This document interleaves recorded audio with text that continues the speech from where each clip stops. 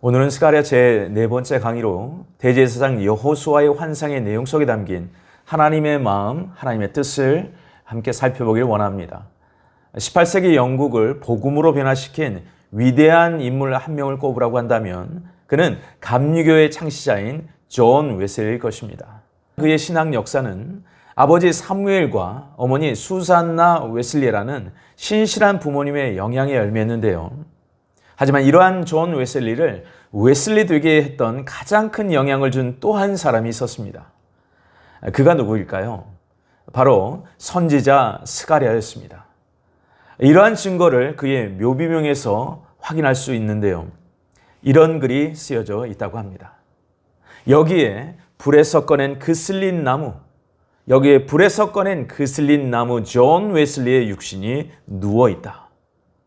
바로 스가랴 3장 2절의 말씀입니다. 존 웨슬리가 제 6살이 안 되었을 때 그의 인생을 송두리째 바꾸어버리는 한 사건이 일어나게 됩니다. 아버지가 심호하시던 교회 목사관에서 커다란 화재가 났는데요. 갑작스럽게 들이닥친 불길로 인해서 모든 가족들은 허겁지겁 그 목사관을 탈출하게 되죠. 하지만 불행히도 어린 존 웨슬리만 2층에 갇혀 있게 되었다고 합니다. 이 화재의 사건은 존 웨슬리에게 있어서 그의 일생을 송두리째 바꿔버리는 그의 특별한 영적 담에색 도상의 사건이 되었던 것입니다.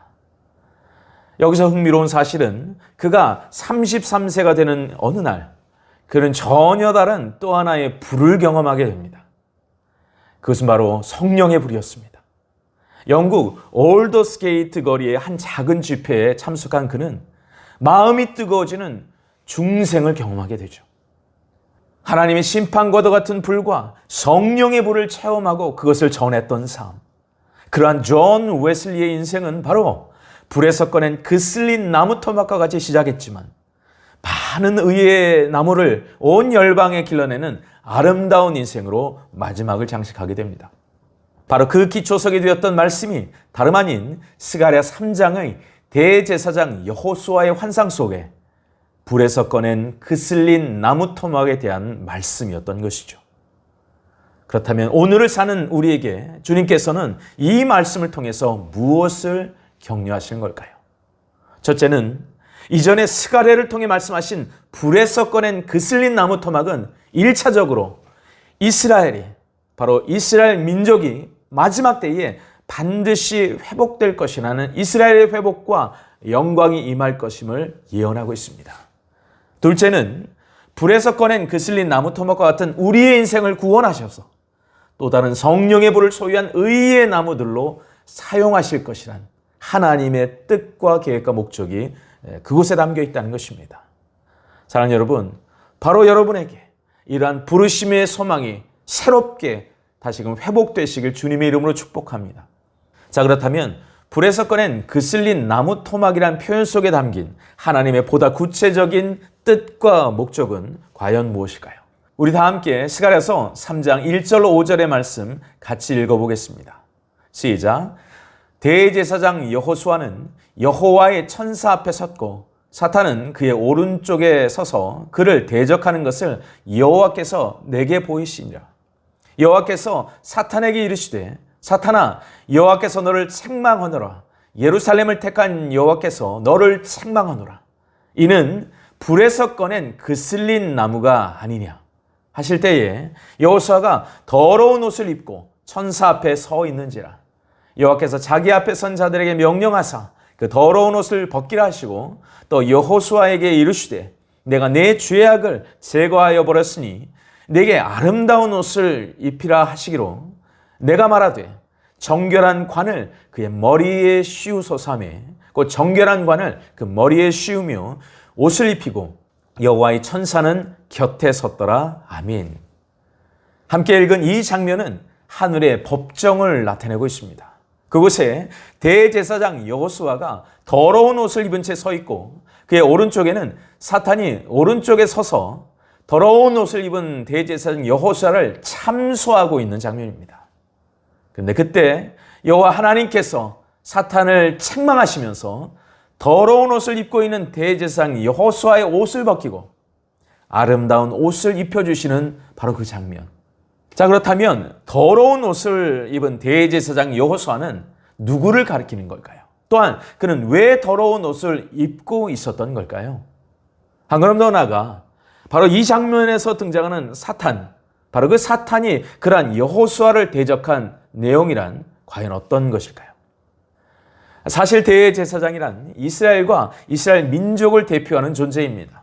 성막과 성전에서 대제사장의 임무란 백성을 대표해서 주님 앞에 나아가는 존재였기 때문이죠. 따라서 이러한 임무를 수행하기 위해 하나님의 부르심을 입은 자였던 것입니다. 또한 거룩한 임무를 수행하기 위한 그릇으로서의 사명 감당을 위해 그는 거룩한 삶을 살아내야 했던 것이죠. 사랑하는 여러분, 이러한 제사장들의 부르심과 사명을 나타내는 대표적인 매개체가 무엇입니까? 그것은 다름 아닌 제사장의 예복이었습니다. 그중 가장 중요한 몇 가지만 예를 들면 하나님의 의로움을 상징하는 세마포 속옷을 입었습니다. 또한 생명을 상징하는 푸른 겉옷, 힘과 능력을 상징하는 어깨 위의 견대, 마음에 품은 이스라엘 백성을 상징하는 12보석의 흉패, 다섯째는 하나님의 사랑을 상징하는 에봇, 여섯째는 섬김을 의미하는 띠, 일곱째는 다스림과 영광을 상징하는 관 등등. 대제사장의 예복은 1차적으로 하나님의 백성들, 주님을 따르는 교회와 성도들이 어떠한 삶을 살아야 하는가를 상징적으로 묘사했습니다. 하지만요, 궁극적으로는 우리 주 예수 그리스도의 이 영광스럽고도 위대한 사역을 그 복장을 통해서 예언적으로 말씀하고 있었던 것이죠. 자, 그렇다면 대제사장 여호수아가 더러운 옷을 입었다는 것은 과연 무엇을 의미하는 걸까요? 성경에서 옷은 주로 우리의 행위와 밀접하게 연관됩니다. 때문에 더러운 옷을 입고 있었다는 것은 나의 행위가 의롭지 못했다는 것을 반증하는 것이죠. 우리가 잘 아는 계시록 19장 8절에 보면 그에게 빛나고 깨끗한 세마포 옷을 입도록 허락하셨으니 이 세마포 옷은 성도들의 옳은 행실을 이루다 라고 말씀합니다. 주를 바라보며 주를 끝까지 따르는 자들에게만 허락하신 최후 승리를 한 그리스도의 신부 어린 양의 아내에게 허락하신 아름다운 삶의 상급이 세마포라는 것입니다. 반면 하나님이 아닌 내가 주인 되어서 섬긴 모든 우상 숭배의 삶을 향한 하나님의 판단은 무엇입니까? 이사야서 64장 6절은 이렇게 말씀합니다. 무릇 우리는 다 부정한 자 같아서 우리의 의는 다 더러운 옷 같으며 우리는 다 잎사귀 같이 시들므로 우리의 죄악이 바람같이 우리를 몰아가나이다. 아멘. 하나님 없는 인생, 하나님을 안다 하지만 하나님 중심이 아닌 자기 중심의 삶의 궁극적인 결산, 그것은 시들어서 바람에 날려가는 잎사귀와 같은 인생입니다. 바로 그것이 더러운 옷을 입고 있는 상태라 말씀하고 있는 것이죠. 사랑하는 여러분, 우리는 이와 관련된 아주 밀접한 예화를 창세기에서 찾아볼 수 있습니다. 바로 창세기 3장 7절의 말씀인데요. 아담과 하와가 죄를 짓고 만들어 입은 옷이 무엇이었습니까? 무화과 나무 잎을 엮어서 만든 치마였습니다. 그런데 그럼에도 불구하고 하나님께서는 시들어 죄악의 바람같이 날아갈 그 옷을 벗기시고 무엇을? 바로 가죽옷을 지어서 친히 입혀 주셨던 것이죠. 사도 바울은 이러한 일체의 비밀을 깨닫고서 옷이란 매개체를 통하여 우리가 날마다 무엇을 벗어야 하며 우리가 날마다 무엇을 입어야만 하는지를 옥중서시는 에베소서 4장 22절로 24절의 말씀을 통하여 이렇게 말씀하셨습니다.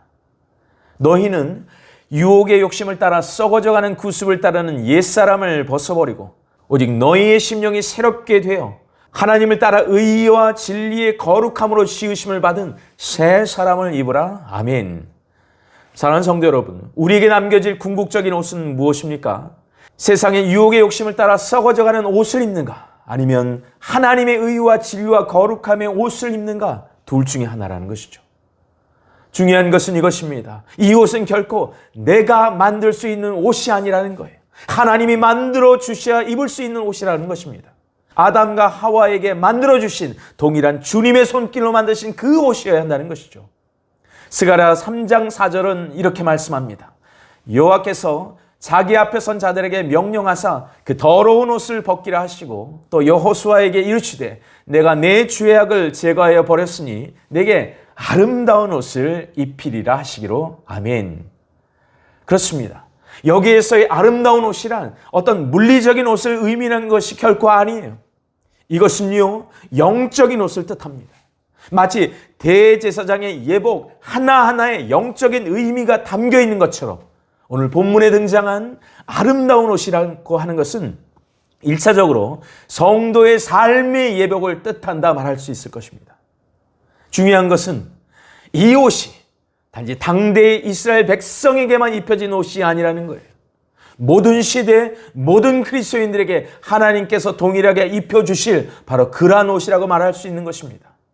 그렇기 때문에 대제사장 여호수아란 모든 세대의 주 예수 그리스도를 나의 구주, 나의 주님으로 믿는 바로 그 성도들의 영적 자화상이라고 말할 수 있습니다. 여호와로 인해 불에서 꺼낸 그 쓸린 나무 토막도 더러운 옷에서 아름다운 옷으로 입혀진 여호수아도 사실은 모두 다 우리의 영적 자화상이라는 것입니다. 자, 그런데 우리가 이 구절을 보면서 매우 중요한 역할을 하는 한 분을 만날 수 있습니다. 바로 이러한 대제사장의 모든 변화의 상황 속에서 그와 가장 가까이 계신 분인데요. 스가랴서 3장 1절과 3절과 5절에 보면 여호수아가 다름 아닌 이분 앞에 지속적으로 서 있는 모습이 등장하고 있습니다. 대제사장 여호수아는 여호와의 천사 앞에 섰고 여호수아가 더러운 옷을 입고 천사 앞에 서 있는지라 내가 말하되 정결한 관을 그의 머리에 씌우소서 하며 곧 정결한 관을 머리에 씌우며 옷을 입히고 여호와의 천사는 곁에 섰더라. 아멘. 대제사장 여호수아 뒤에 매우 중요한 역할을 하는 한 분이 그림자처럼 서 계셨다는 것입니다. 자, 그렇다면 이분은 과연 누구일까요? 바로 구약에서 때론 천사의 모습, 때론 사람의 모습으로 나타나신 예수 그리스도이십니다. 스가랴 1장에 보면 화석류 나무 사이에 서신 여호와의 천사로 나타나셨고 스가랴 2장에서 보면 측량줄을 손에 잡은 한 사람으로 나타나신 바로 그분, 성삼위 하나님 가운데 제2위가 되신 성자 예수님을 말씀하고 있습니다.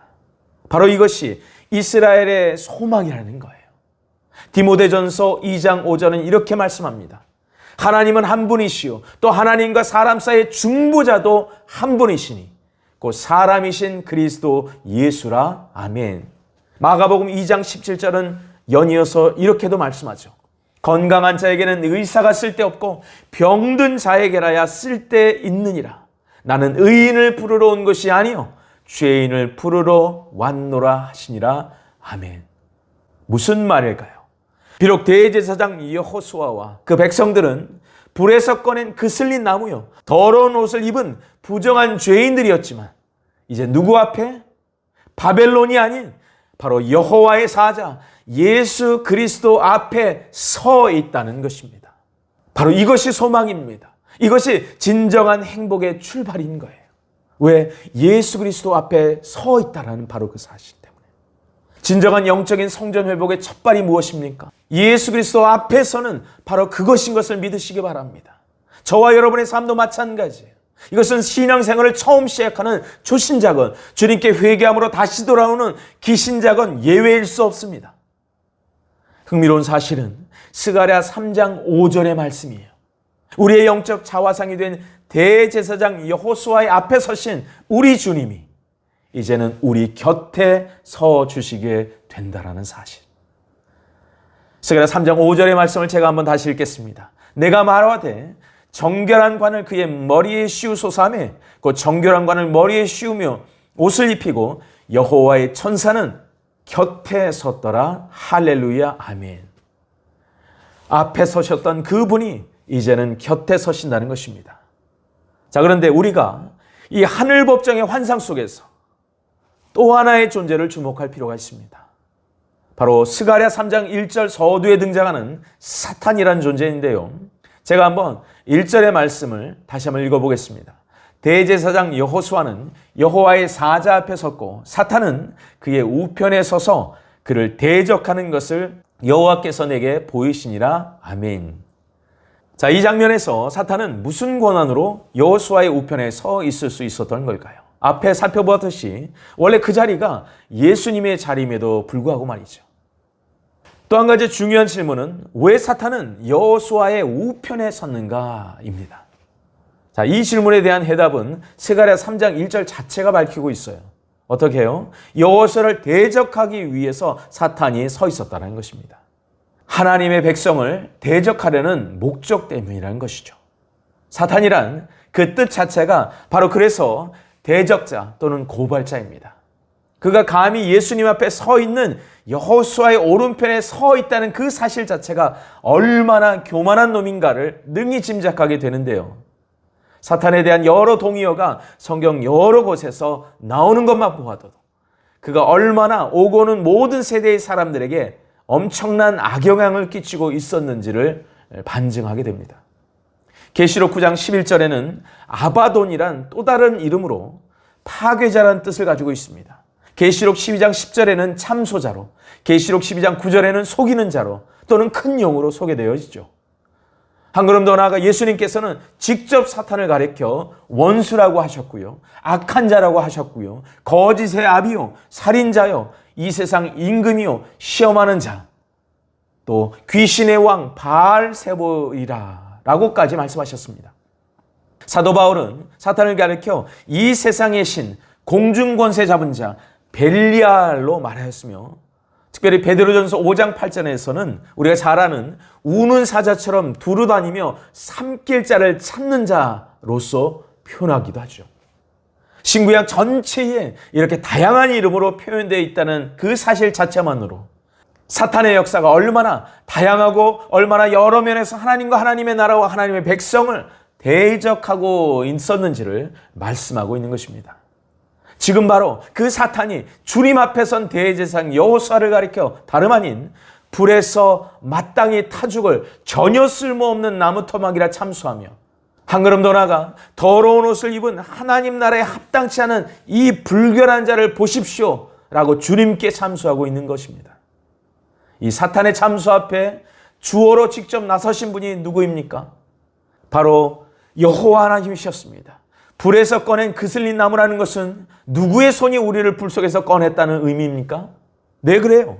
여호와의 손이 우리를 불 속에서 꺼내셨다는 의미입니다. 여호와의 말씀이 우리에게 입혀진 더러운 옷을 벗기고 아름다운 옷을 입히라 명하셨다 그 말이죠. 여호와 하나님께서 바로 이 과정 가운데 사탄을 책망하고 또한 책망하고 계십니다. 이것은 하나의 강조용법으로서 일고의 가치도 없기에 단호히 거절한다는 강력한 뜻을 내포하는 말씀입니다. 사랑하는 성도 여러분, 이런 한량없는 하나님의 은혜에 힘입어 우리는 끊임없는 사단의 참수에도 불구하고 주님 앞에 당당히 설 수 있는 것이며 그러한 우리와 함께 동행하시는 주님으로 인해서 이기는 자의 길 위에 설 수 있는 존재인 것을 믿으시기 바랍니다. 이 장면을 바라보던 스가랴가 이렇게 말씀합니다. 내가 말하되 정결한 관을 그의 머리에 씌우소서 하며 곧 정결한 관을 그 머리에 씌우며 옷을 입히고 여호와의 천사는 곁에 섰더라. 아멘. 정결한 관을 썼다는 것은 무슨 의미일까요? 제사장으로 취임했다는 것을 의미합니다. 예수님 앞에 서 있는 은총으로 말미암아 하나님의 죄사함을 받음과 동시에 예수께로부터 새로운 제사장의 직무를 수행하게 되는 축복을 받았다는 것을 의미하죠. 이것은 제사장 나라와 백성으로서 장차 예수로 말미암아 있게 되고 누리게 될 명예와 권세와 축복의 미래적 소망에 대한 환상인 것입니다. 사랑하는 성도 여러분, 우리는 이 환상에서 먼저 무엇을 보아야 할까요? 먼저는 죄인된 우리의 실상입니다. 불에서 꺼낼 그슬린 나무요 더러운 옷을 입은 불결할 수밖에 없는 죄인의 실상, 바로 그것입니다. 그런데 예수님 앞에 서 있다는 것은 이중적인 의미가 있는 거예요. 첫째는 죄인이기 때문에 예수님 앞에 반드시 서야만 하는 시간이 필요한 존재라는 것입니다. 하지만 둘째는 동시에 그러한 죄인된 우리의 유일한 변호자가 되신 바로 예수님께서 반드시 필요하다는 역설입니다. 자, 이러한 두 사실의 역설이 어떻게 진행됩니까? 죄인을 참수하며 옆에 서 있던 사탄을 물리치시고 예수님이 직접 그 죄인 옆에 서시는 놀라운 반전의 역사가 펼쳐지는 거예요. 십자가는 바로 사망의 지옥불에서 생명의 성령의 불로 역전되는 반전의 장소이자 더러운 우리의 옷이 벗겨지고 아름다운 옷이 입혀지는 역전의 장소가 되는 것입니다. 사랑하는 성도 여러분, 성도란 누구입니까? 교회란 무엇입니까? 전에는 백성이 아니더니 이제는 하나님의 백성이요, 전에는 긍휼을 얻지 못하였더니 이제는 긍휼을 얻은 역전의 용사들을 말합니다. 주님께서 내가 그 왕 같은 제사장들에게 아름다운 옷을 입혔다 말씀하고 계십니다. 그렇습니다. 신약성경 베드로전서 2장 9절은 그래서 이와 같은 택하신 족속이요 왕 같은 제사장들이요 거룩한 나라요 그의 소유가 된 백성들에게 주어진 아름다운 사명이 무엇이라고 말씀합니까? 무엇이라고 역설합니까? 이는 너희를 어두운 데서 불러내어 그의 기이한 빛에 들어가게 하신 이에 아름다운 덕을 선포하게 하려 하심이라 라고 말씀하는 겁니다. 자, 그렇다면 오늘 스가랴서는 어떻게 말씀하고 있을까요? 우리 다 함께 스가랴 3장 6절로 7절의 말씀 같이 한번 읽겠습니다. 여호와의 천사가 여호수아에게 증언하여 이르되 만군의 여호와의 말씀에 내가 만일 내 도를 향하여 내 규례를 지키면 내가 내 집을 다스릴 것이요 내 뜰을 지킬 것이며 내가 또 너로 여기 섰는 자들 가운데에 왕래하게 하리라. 아멘. 내 도를 향하여 내 규례를 지키라. 아름다운 옷을 입은 이 여호수아 옆에 서신 주님께서 여호수아를 향하여 또한 우리를 향하여 강조하신 말씀이 무엇입니까? 말씀 중심의 삶을 살아내라는 촉구이셨습니다. 하나님 중심의 삶을 명하셨던 거예요. 우리의 영적인 바벨론을 떠나 영적인 예루살렘으로 귀환했을 때 우리에게 요구되는 주의 명령은 다른 것이 아니었습니다. 사탄의 계획을 깨뜨리는 용병수는 다른 것이 아니라는 거예요. 바로 하나님 앞에서 예수님의 동행하심으로 주의 말씀 가운데 성전 안에서 새로운 삶을 살아내라는 것입니다. 만민을 위한 영적 제사장의 사명을 위한 나의 첫 출발은 나의 성전 안에 그리고 공동체적인 교회 안에서 이 삶을 살아내라는 것입니다. 사도 바울은 이렇게 새롭게 아름다운 옷을 입고 정한관을 쓴 제사장의 사명을 다음과 같이 말씀합니다. 이 은혜는 곧나로 이방인을 위하여 그리스도 예수의 일꾼이 되어 하나님의 복음의 제사장 직분을 하게 하사 이방인을 제물로 드리는 것이 성령 안에서 거룩하게 되어 받으실 만하게 하려 하심이라. 아멘. 하나님의 복음의 제사장, 하나님의 복음의 제사장이어야 한다는 것입니다. 오늘날 이 제사장의 특권은 누구에게 주어질까요? 바로 예수 그리스도를 믿고 따르는 주 안의 모든 성도들인 것을 믿으시기 바랍니다. 이것이 주께서 우리에게 주신 아름다운 부르심이자 영광스러운 사명인 것입니다. 사랑하는 여러분 모두에게 대제사장 여호수아에게 입혀진 그 아름다운 옷이 있으시길 주님의 이름으로 축복합니다. 왕 같은 제사장으로서 그리고 복음의 제사장으로서 그리고 아름다운 옷을 입은 제사장으로서 주의 아름다운 덕을 선전하는 선포하는 저와 여러분이 되시길 간절히 바랍니다. 결국은요, 오늘 대제사장 여호수아의 환상이 지향하는 초점은 예수 그리스도에 있었던 것입니다. 장차 하나님의 백성들을 향하신 주님의 구체적인 역할 그리고 그분의 궁극적인 사명을 지향하고 말씀하고 있는 것입니다. 바로 그 마지막을 장식하고 있는 말씀이 스가랴 3장 8절로 10절의 말씀입니다.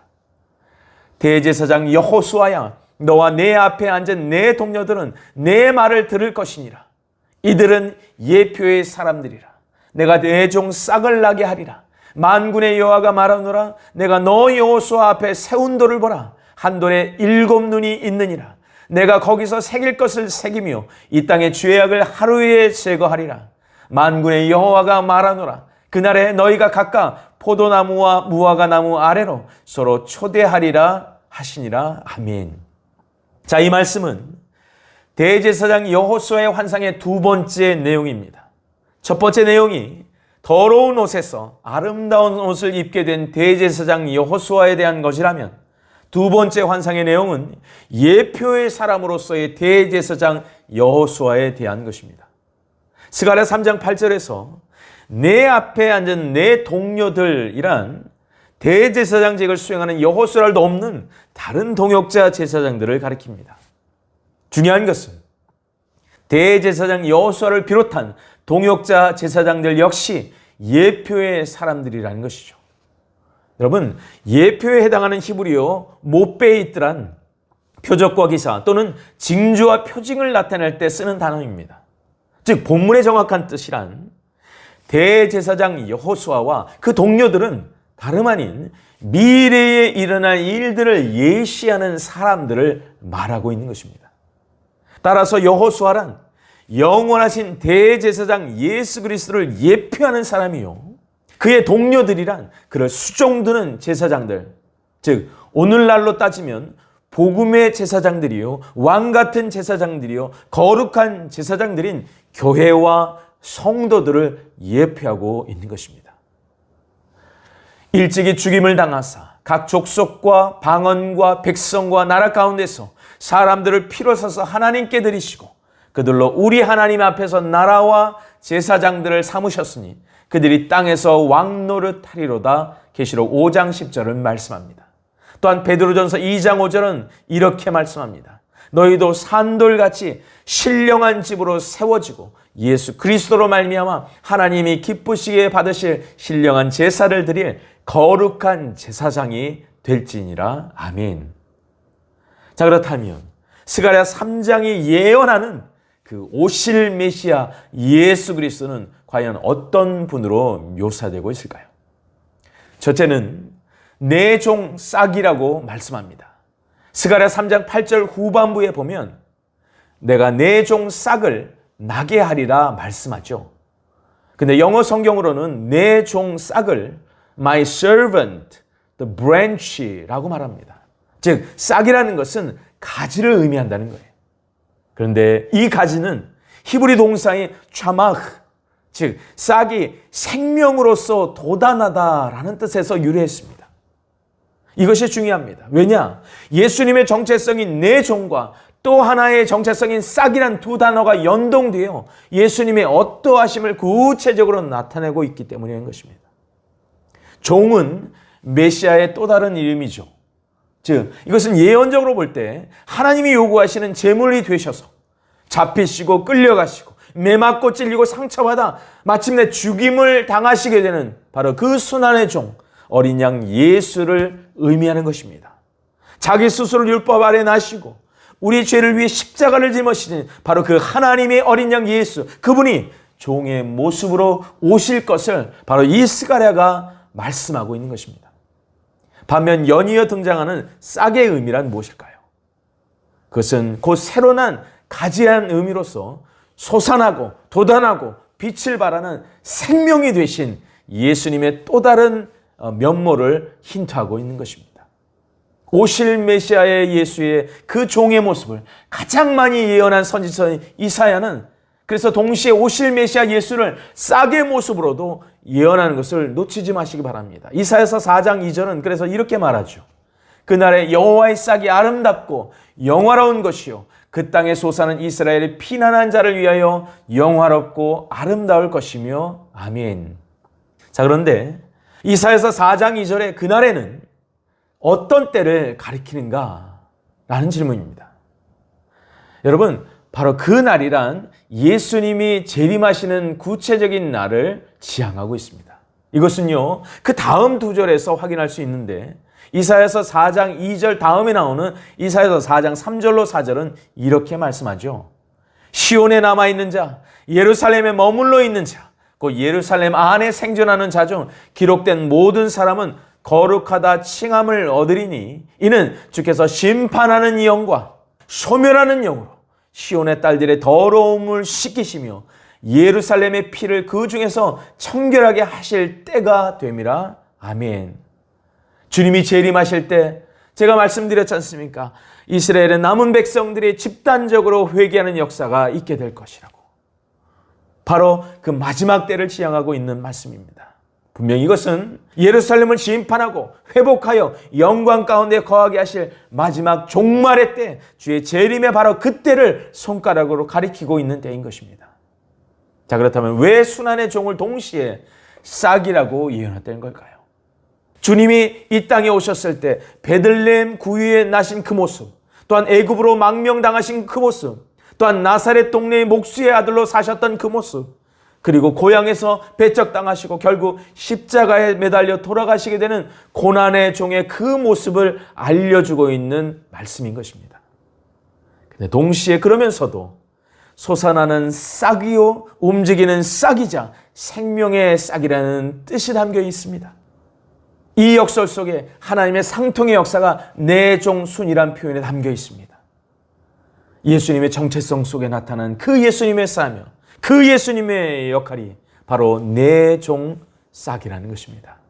또 한 가지, 스가랴 선지자에게 말씀하신 예수님의 정체성은 무엇입니까? 돌입니다. 3장 9절의 말씀을 다시 한번 살펴보면, 만군의 여호와가 말하노라, 내가 너 여호수아 앞에 세운 돌을 보라.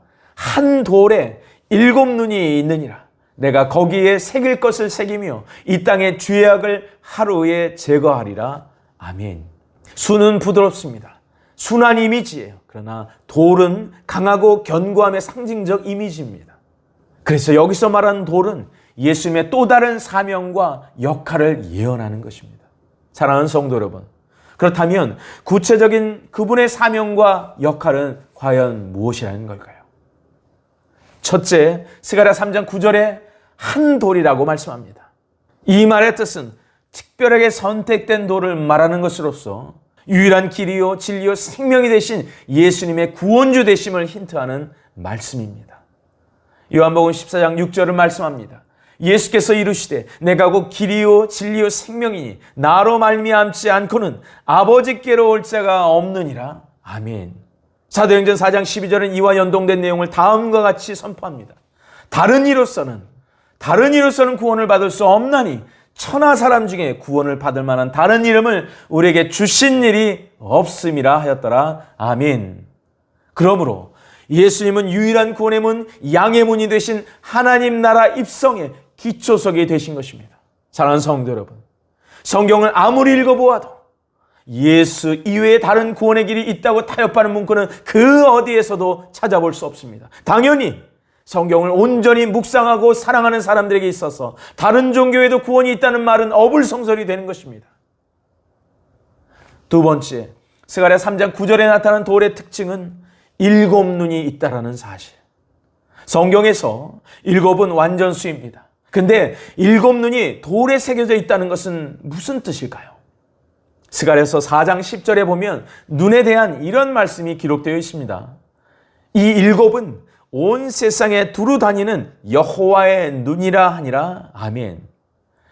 또한 계시록 5장 6절에 보니 내가 또 보니 보좌와 내 생물과 장로들 사이에 한 어린 양이 서 있는데 일찍이 죽임을 당한 것 같더라. 그에게 7뿔과 7눈이 있으니 이 눈들은 온 땅에 보내심을 받은 하나님의 7영이더라 말씀합니다. 무슨 뜻일까요? 전지하신 예수 그리스도를 알려주고 있는 것입니다. 예수님이 바로 전지하신 하나님이심을 말씀하고 있는 거예요. 곧 지금도 살아 역사하셔서 역사를 주관하실 뿐만 아니라 그 역사 감찰하시는 부활의 주, 생명의 주, 전지의 하나님이신 바로 그분이 예수 그리스도시며 그 주님의 역할과 사명이 바로 그러한 것을 말씀하고 있다는 거예요. 세 번째, 스가랴 3장 9절에 나타난 또 하나의 특징은 그 돌에는 새길 것이 새겨졌다라는 사실이에요. 이것은요, 우리의 대속을 위해 모든 희생을 당하셨다는 것을 힌트하고 있습니다. 그 대속의 희생의 모든 과정에 새겨진 내용이 무엇입니까? 십자가에 달려 돌아가시기까지 그 사랑을 새기셨습니다. 그분의 양손과 양발목에 못자국을 새기셨고요. 몸의 흔적으로 남기셨습니다. 죽음보다도 강한 사랑을 새기신 것입니다.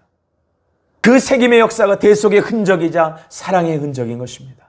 사랑하는 성도 여러분, 사랑의 예수님을 만나기를 주님의 이름으로 축복합니다.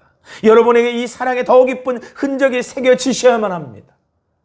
네 번째, 스가랴 3장 9절에 나타난 마지막 돌의 특징은 이 땅의 죄악을 하루에 제거하는 돌이라는 사실입니다. 이것은요, 1차적으로 십자가에서 다 이루었다 말씀하시며 택함받은 모든 인류의 죄를 사하신 초림주 예수님의 십자가 사건을 의미합니다. 히브리서 9장 12절은 이렇게 말씀하죠. 염소와 송아지의 피로 하지 아니하고 오직 자기의 피로 영원한 속죄를 이루사 단번에 성소에 들어가셨느니라. 아멘. 이것은 단 한 번의 속죄 사역을 십자가에서 이루신 영원한 속죄의 성취를 예언한 말씀이에요. 하지만 이 돌이 상징하는 궁극적인 의미가 남아 있습니다. 그것은 바로 적그리스도의 세력을 물리치시고 메시아 왕국의 시대의 문을 여시며 영광스러운 축복을 출산하는 예수 그리스도의 재림의 사건입니다. 우리는 앞서 언급했던 다니엘의 환상 가운데 등장했던 그 뜨인돌을 기억합니다. 그 신상을 쳐버려서 다 무너뜨리는 그 영광의 승리의 마지막 모습을 성경은 어떻게 묘사하고 있습니까? 다니엘서 2장 34절로 35절 다시 한번 제가 읽겠습니다. 또 왕이 보신즉 손대지 아니한 돌이 나와서 신상의 쇠와 진흙의 발을 쳐서 부서뜨리며 그때의 쇠와 진흙과 녹과 은과 금이 다 부서져 여름 타작마당에 겨같이 되어 바람에 불려간 것이 없었고 우상을 친 돌은 태산을 이루어 온 세계에 가득하였나이다. 아멘.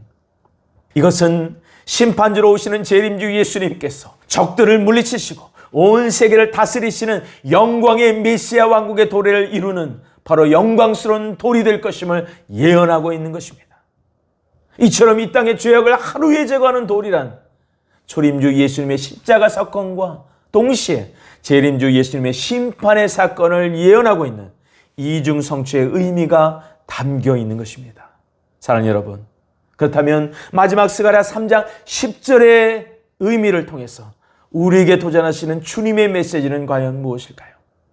만군의 여호와가 말하노라. 그날에 너희가 각각 포도나무와 무화과나무 아래로 서로 초대하리라 하셨느니라. 아멘. 자, 여기서 그날이란 광의적 의미로 볼 때는 신약의 복음 시대를 의미합니다. 즉 종말의 시작인 예수님의 초림에서부터 종말의 마지막인 예수님의 재림 때까지로 볼 수 있습니다. 포도나무와 무화과나무가 무엇입니까? 바로 평화와 번영이란 상징적 의미를 나타내는 매개체입니다. 구원받을 영혼들이 복음으로 말미암아 하나님과 화목하고 사람과 화목하게 되는 바로 그 영적인 번영, 바로 그 뜻을 의미하는 것입니다. 하지만요, 이것을 협의적인 의미로 또한 온전히 해석했을 때 그날은 어느 날이 됩니까? 바로 주 예수 그리스도가 재림하시는 때를 가리킵니다. 특별히 이스라엘 민족과 나라를 상징하는 대표적인 성경의 표현이 무엇입니까? 다름 아닌 포도나무와 무화과나무입니다. 이것은 주의 재림을 통하여서 이스라엘이 회복될 것임을 말하며 또한 그 이후에 펼쳐질 그 메시아 왕국 시대인 천년왕국 시대가 도래하게 될 때 이스라엘은 영적 제사장 나라로서 회복될 것이라는 것을 예언합니다. 온 열방을 섬기는 사명을 감당하게 될 바로 그 영광스러운 나라, 바로 그 예언적 메시지가 아름답게 선포되고 있는 현장입니다. 가장 중요한 사실은 바로 이 모든 영광과 회복의 주체가 누구라는 것입니까? 네, 그렇습니다. 다름 아닌 예수 그리스도이시라는 것입니다. 사랑하는 성도 여러분, 스가랴 3장의 말씀을 마무리하면서 우리에게 도전하시고 촉구하시는 영적 메시지를 다시 한번 정리해 보기를 원합니다. 첫째는 이것입니다. 불에서 꺼낸 그슬린 나무, 더러운 옷을 입은 대제사장 여호수아로 대표되는 우리는 반드시 예수 앞에 설 때 진정 움이 돋고 순이 나며 꽃이 피는 나무가 될 것이라는 것입니다. 더러운 옷이 벗겨지고 아름다운 옷이 입혀지며 금관이 씌워지게 될 바로 그 영적 제사장의 나라의 백성으로 온전히 서게 된다는 것을 믿으시기 바랍니다. 둘째, 나의 나 된 것은 하나님의 은혜라는 사실이 바로 우리의 진정한 영적 회복과 나의 나됨은 오직 우리의 참 대제사장 되신 예수, 거룩한 대제사장 예수, 복음의 대제사장 예수로 말미암아 성취되게 된다는 사실을 믿습니다. 셋째는 예수님은 우리의 죄를 위해 오신 고난의 종, 부활의 싹이 되신다는 사실입니다. 하지만 동시에 그분은 승리의 왕, 심판의 주로서 이 땅에 진정한 평화와 번영을 가져오실 산도리시라는 사실입니다. 우리에게도 역시 이 두 주님의 모습이 우리의 삶 속에, 우리의 부르심 가운데 겸비되어야 줄 줄 믿습니다. 세상을 이기는 승리의 돌이신 예수 그리스도를 본받아 우리 손에 물맷돌을 잡고 역사의 마지막에 뜨인 돌이 오기를 기대하며 오늘도 이기는 자의 삶을 살아내야 한다는 것입니다. 사랑하는 여러분, 이 모든 것은 우리의 영원한 싹이시오 산돌이 되시며 우리를 위해 중보하시는 영원한 대제사장이신 예수 그리스도를 바라보며 그분을 섬기며 그분을 따라갈 때 이루어질 수 있습니다. 이 마지막 때에 바로 그 예수 그리스도가 이루실 하나님의 나라를 소망하며 오늘도 주 예수님을 사랑하시는 아름다운 대제사장의 예복을 입은 그리스도의 신부들로 일어서시길 주님의 이름으로 축복합니다. 함께 기도하겠습니다. 존귀하신 하나님 아버지, 오늘도 우리의 생명의 가지시오 산돌이 되신 사랑의 예수님 앞에 다시 섭니다. 우리 안에 더러운 옷을 벗겨주시고 아름다운 옷을 입는 주의 거룩한 백성이 되게 하시옵소서. 모든 것이 하나님의 은혜임을 오늘도 감사하며 모든 사단의 참소를 말씀으로 승리할 수 있는 지혜와 계시형을 더하여 주옵소서. 오늘 세상을 향하여 예수 그리스도를 예표하는 참된 성도로서의 삶을 살아가게 하시고 다시 오실 우리 주님의 그 날을 소망함으로 말미암아 기다리며 앙망하는 주님의 백성들이 되게 하여 주옵소서. 우리의 목통의 돌이 되신 예수님, 오늘도 우리의 마음이 성령 안에서 하나님이 거하시는 영적인 처소가 되기를 원하나이다. 교회 공동체를 통하여 이 아름다운 영적인 처소의 지경이 확장되게 하여 주옵소서. 다시 오실 그 날을 기다리며 이 모든 말씀을 예수님의 이름으로 간절히 기도 올리옵나이다. 아멘.